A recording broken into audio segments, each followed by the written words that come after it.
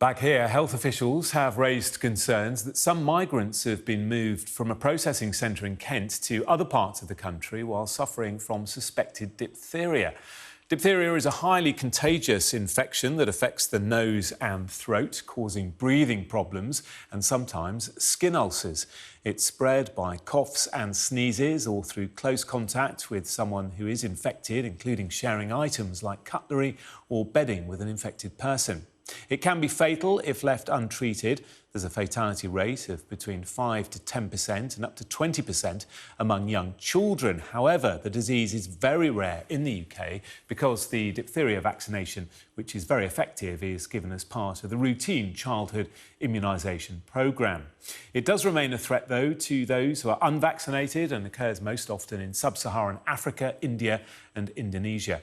Everyone arriving to claim asylum in the UK is currently being offered a vaccine and a course of antibiotics, but there is still concern that people who are already infected have been moving around the country, as Martin Brunt reports. Migrants arrived at this country hotel with barely any warning.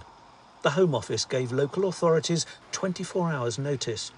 Councillor David White said he had no idea if they'd been screened for diphtheria or any other disease. Diphtheria, as I understand it, is quite a contagious disease, so I think we would be concerned if people came in unscreened and they were mixing with the local population. But we just don't know. When somebody arrives on a boat, we don't know what their track record is. Do they have a criminal record? Do they have health records?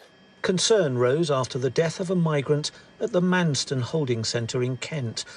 He had the disease when he arrived by boat. Officials say there have been 39 diphtheria cases among asylum seekers in England this year, a figure expected to rise to 50. Something that we shouldn't take lightly. It really needs to be managed and managed in expert hands. There is one, the management of close contacts and how do you process that? And the second one is the management of the case or probable cases.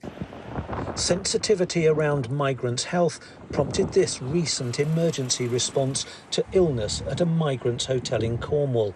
30 of them had a skin complaint. Another had chickenpox. There ought to have been health screening the moment that people arrive and make their asylum claims. There ought to have been health screening before people were put into an overcrowded detention facility. There ought not to have been, by the way, of course, the overcrowding there. The Home Office said it worked closely with health colleagues to limit the spread of infection. Officials promised to meet community leaders in the coming days. Martin Brunt, Sky News, East Sussex.